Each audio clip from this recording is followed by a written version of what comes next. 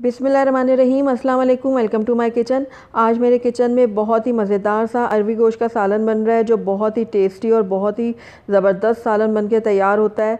तो ज़रूर ट्राई कीजिएगा मेरी इस रेसिपी को। तो चलिए इसको बनाना स्टार्ट करते हैं। लेकिन उससे पहले अगर आप मेरे चैनल पर नए हैं तो काइंडली इसको सब्सक्राइब कर दें और साथ ही बेल आइकन को भी प्रेस कर दें, ताकि मेरी हर नई आने वाली वीडियो की नोटिफिकेशन सबसे पहले आप तक पहुँचे। तो सबसे पहले मैंने यहाँ पर एक पतीली ले ली और इसके अंदर अब मैं ऑयल शामिल करूँगी। तो तकरीबन आधा कप मैं इसमें ऑयल डाल रही हूँ पतीली में। ऑयल जैसे ही थोड़ा सा गर्म होगा तो इसके अंदर प्याज ऐड करूँगी। तो ये तकरीबन 2 दरमियानी प्याज हैं, जिनको मैंने रफली काट लिया है। तो प्याज मैंने ऑयल में शामिल कर दी हैं। अब इन प्याज़ों को मैं थोड़ा सा नरम होने तक फ्राई कर लूँगी। बहुत ज़्यादा हमने इसको कलर नहीं देना, बस हल्का सा नरम करना है। तो ये देखिए प्याज हमारे नरम हो चुके हैं। अब इसके अंदर मैं मटन ऐड करूँगी। तो ये आधा किलो मटन है, ये मैंने इसमें शामिल कर दिया। साथ ही 1 खाने का चम्मच मैं लहसुन पेस्ट शामिल कर रही हूँ। अब मटन और लहसुन को भी मैं प्याज के साथ थोड़ा सा फ्राई करूँगी। तो तकरीबन 2 मिनट के लिए इन तमाम चीज़ों को मैं भून लूँगी। तो ये देखिए गोश्त ने अपना रंग चेंज कर लिया है।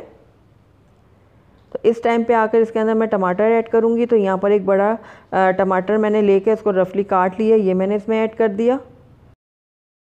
साथ ही सूखा धनिया इसमें जाएगा 1 खाने का चम्मच। नमक जाएगा हस्बे ज़रूरत। और साथ ही इसमें हल्दी जाएगी 1/2 टीस्पून। अब इन तमाम चीज़ों को मैं दोबारा से एक दफ़ा मिक्स कर लूँगी। तो ये देखिए सारी चीज़ों को मैंने अच्छे से मिक्स कर लिया है। अब इसके अंदर मैं पानी ऐड करूँगी। तो तकरीबन 1 से 1.5 गिलास मैं इसमें पानी ऐड कर रही हूँ। उसके बाद इसको मैं कवर कर दूंगी और 15 मिनट के लिए मीडियम आंच में पकने के लिए छोड़ दूंगी। तो 15 मिनट हो गए हैं मटन को मीडियम आंच में पकते हुए।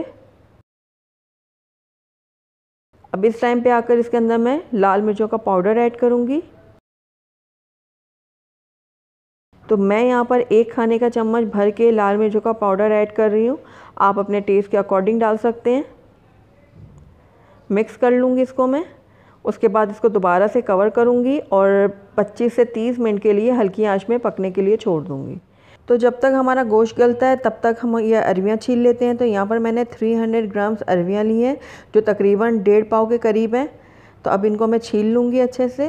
ये देखिए इस तरीके से।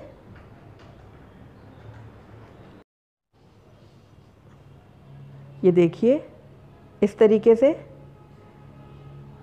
बाकी की अरवियों को भी मैं छीलकर इस तरह से अलहदा रखती जाऊंगी। तो ये देखिए सारी अरवियों को मैंने अच्छे से छील लिया और इनको एक दफ़ा दोबारा से मैंने धो लिया है। अब इन अरवियों को हम कट करेंगे। तो जो थोड़ी सी बड़ी अरवी हैं उनको मैं इस तरीके से दरमियान से कट कर दूंगी। ये देखिए इस तरीके से। ये देखिए सारी बड़ी जो अरवी हैं उनको मैं इस तरीके से दरमियान से काट रही हूँ।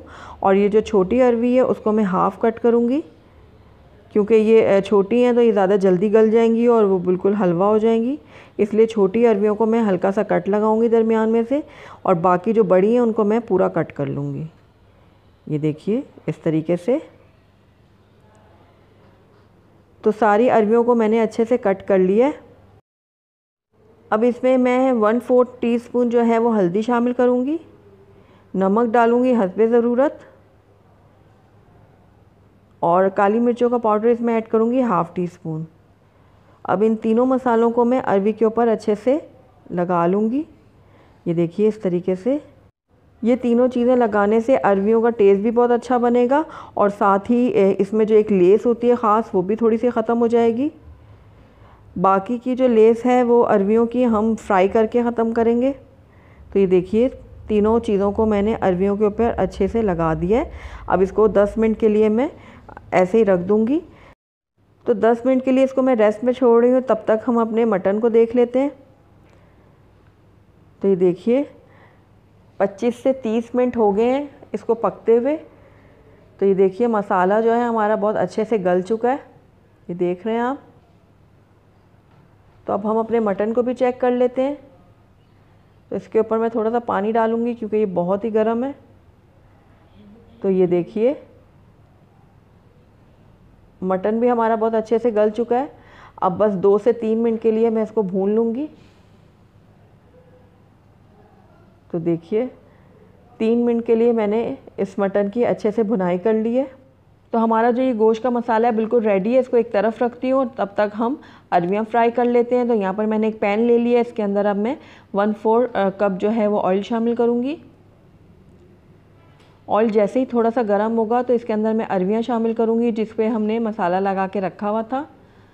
अब इन अरवियों को मैं 3 से 4 मिनट के लिए फ्राई कर लूँगी। अरवियों को फ्राई करने से जो इसमें एक लेस सी होती है वो ख़त्म हो जाती है। तो बस 3 से 4 मिनट के लिए मैं इनको फ्राई कर लूँगी मीडियम आंच पे। तो अरवियाँ हमारी अच्छे से फ्राई हो चुकी हैं, इनको अब मैं एक तरफ रख दूँगी और फ्लेम के ऊपर मैं दोबारा से मटन का जो हमने मसाला तैयार किया था वो रख दूँगी। ये देखिए मटन का मसाला जो है हमारा बिल्कुल रेडी है। अब इसके अंदर मैं अरवियाँ शामिल करूँगी जो हमने अभी फ्राई करके रखी हुई थी। तो इन अरवियों को अब मैं गोश्त में शामिल कर दूँगी। ये देखिए इस तरीके से सारी मैंने अरवियाँ इसमें शामिल कर दी हैं। अब इन अरवियों को मैं गोश्त के साथ 2 से 3 मिनट के लिए भून लूँगी। तो ये देखिए तकरीबन 3 मिनट के लिए मैंने अरवियों को भून लिया अच्छे से। अब इसके अंदर मैं पानी शामिल करूँगी। तो 1 से सवा ग्लास मैं इसमें पानी शामिल कर रही हूँ। मिक्स कर लूँगी इसको मैं। उसके बाद 4 से 5 अदर इसमें मैं साबुत हरी मिर्ची शामिल करूँगी और उसको कवर कर दूँगी और 10 मिनट के लिए हल्की आंच में पकने के लिए छोड़ दूँगी ताकि अरवियाँ हमारी अच्छे से गल जाएं। तो ये देखिए 10 मिनट हो गए हैं इसको हल्की आंच पे पकते हुए। तो आइए अब इसको हम चेक कर लेते हैं। तो ये देखिए ज़बरदस्त सा हमारा अरवी का सालन तैयार हुआ है और अब हम अरवी को भी चेक कर लेते हैं कि गली है कि नहीं। तो ये देखिए अरवियाँ भी हमारी बहुत अच्छे से गल चुकी हैं। बस अब मैं फ्लेम को बंद कर दूँगी। उसके बाद ऊपर से मैं थोड़ा सा पिसा हुआ गरम मसाला छिड़क दूँगी।